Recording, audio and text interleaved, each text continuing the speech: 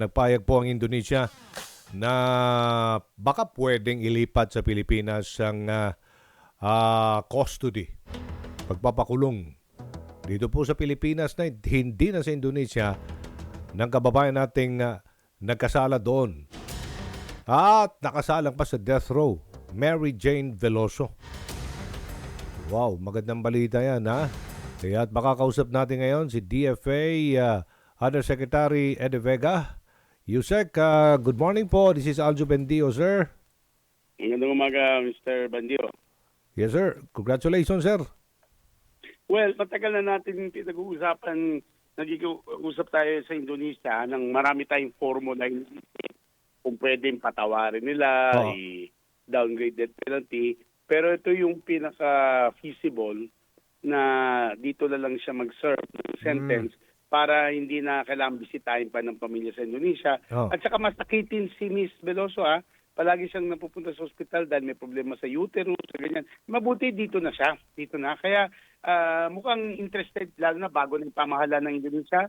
So I think we can have some success, pero syempre para hindi malasin, hindi muna namin i-announce until meron ng agreement. Okay. Yung pabungad ko po sa inyo, congratulations muna, Yusek. Tama ho ba yung narinig ko?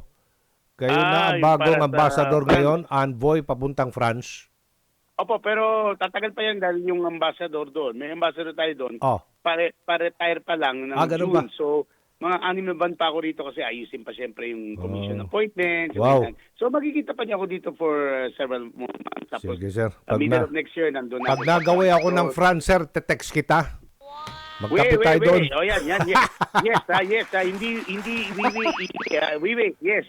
Yes, sir, kasi si Mrs. Sir, yeah. si Mrs. napuntahan ko rin sa New York dati. Nang siya pa yes, envoy pero doon. ngayon nasa Korea. Korea na siya, tama ho ba? Kung gusto mo, kung gusto nyo, bisitahin nyo dahil sa Korea. Okay. Mukhang very busy siya sa Korea dahil alam mo naman ang Philippine-Korean relations. Yes, sir. Strong. Pero excited ako sa France. Yes. Well, anyway. Leader of Europe. Yes, sir. Sa France sa mga Pransesa. Oo nga. Yes, sir. Bagong envoy natin, ambassador.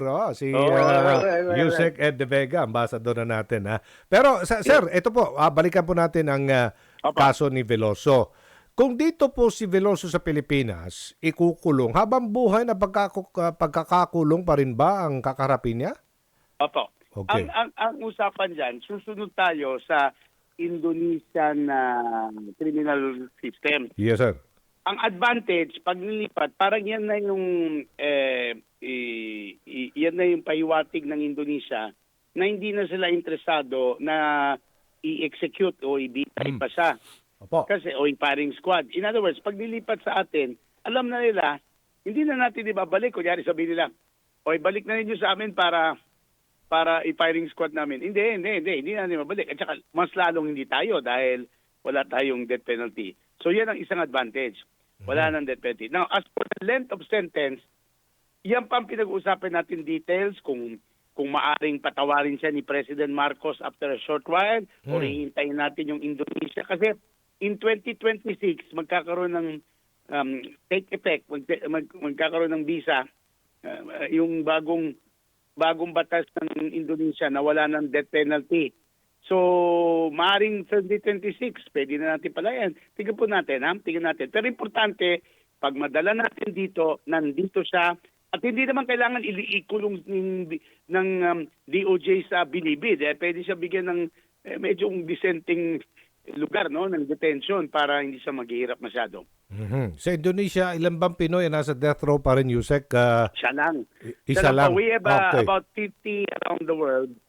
Around 50 plus, karamihan sa Malaysia dahil sa yung ginera sila sa Sabah, no? Pero pati sa Malaysia, meron silang informal moratorium din. So ang nagbibitay pa ng mga foreigner, China kasama diyan dahil sa death, mga drugs, tapos syempre sa Saudi, Middle East. Pero sa Asia, kunyari Indonesia, Malaysia, may tendency na mabuti naman para sa atin na ayaw na nila mag-death penalty dahil pinipressure din sila ng international community. All right. Sa Malaysia, higit 4 na po na mga Pilipino nakasalang sa Bitay. Tama ho ba? Oh, Tama po, pero okay. meron pa naman mga apela yung ibang kaso at hindi naman sila ina-execute ng Malaysia eh. So, Opo. naghanap pa tayo ng paraan na bigyan sila eventually ng pardon or commutation of sentence. Oh. Pero yung sa Malaysia, hindi natin trabaho yung ginagawa natin kay Mary Jane. This is Okay. special kay Mary Jane na pauwiin sa Pilipinas at dahil bago ng pamahalaan ng Indonesia, mukhang interesado sila. So that's very good. Sa ating mga kababayan sa France po, anong asahan po nila sa formal pong pag-upo nyo po doon bilang envoy natin, sir? Well, isa po, tulad ng alam yung serbisyo ko na sa buong mamamayan natin sa ibang bansa, yung gagawin ko sa France. Kasi isang kulang pa sa France, hindi pa natin to completely, ang tawag doon, mapping. Hindi pa natin kasi malaki pong France. Opo. Hindi pa natin na ma-map. In other words, na detail ilan ang Pilipino dito, ilan ang Pilipino dyan, ilan ang Pilipino dyan. Meron tayong idea, mga 30,000 sila, pero baka more. So, kasi baka yung mga maliliit na cities or villages, pati may island yung France, yung Corsica, baka may mga Pilipino doon. So, isa yun sa talakayan namin. Of course, karamihan ng trabaho natin, yung papatibayin natin yung ating political and economic relationship at saka yung sa UNESCO, yung World Heritage Sites, nandun yung sa Paris. So, maasahan nila na ang bagong ambassador is always smiling and friendly and happy to see them sa kanilang mga events. Pwede ko na Malalaman bang nila. sabihin ambassador ka na ngayon, sir? Dahil andyan yung papel nyo yata no? Ambassador na, sir. Well, you can call me ambassador because naging ambassador na ako sa Belgium noon, sa EU. Pero hindi pa Okay. ambassador France kasi dadaan pa ako ng commission point. Ganun pa ba? Baka Okay. mapikon yung senador at saka congressman na Easy. kampante na ako. But, Opo, may opo. gusto pa ako ibanggit na ibang bagay. Yes, sir. No? Yes, sir. Yung sa USA, ulitin ko po, galing DFA, huwag masyado magpanik mga kababayan natin doon. Kasi hindi pa naman nagte-take ng oath si President Oo nga. Trump, President-elect. Tignan natin pag nag-oath na sa January 25. Kasi alam naman natin ang tinatarget yung mga TNT, hindi mga Pilipino, yung mga kriminal or Yun. security risk or yung mga pinasok ni Joseph Biden. Hindi naman ganun ang mga Pilipino eh. So, Mababait we tayo wait dun. and see. At ang ibig sabihin ni Ambassador Romualdez, yung mga kinakabahan, di kusang loob na umuwi kasi pag ma-deport, hindi na makakabalik. Totoo yan. Pero kung umuwi ka sa loob, kahit na overstaying, may legal possibility pa makabalik. Ganun pa man, don't panic. Alam naman ng Trump presidency na strong relationship tayo with the US and common values. Ay malabong-malabo na 300,000 i-deport. Malabong-malabo. At most, siguro ilang raan lang tuwing taon na overstaying. Pero wag magkabahan na sa. Ang importante po dyan, talagang ayusin ang kanilang papel. Yan lang naman Kasi kung illegal talaga, i-deport ka kung overstaying na ho kayo doon. Tama ho ba? Oo. Under US doon, Huwag gagaling ng mga mag-TNT. immigration lawyer doon, di ba? Pilipino, na illegalize ka eh. Maraming paraan. Yes, sir. So, yun po.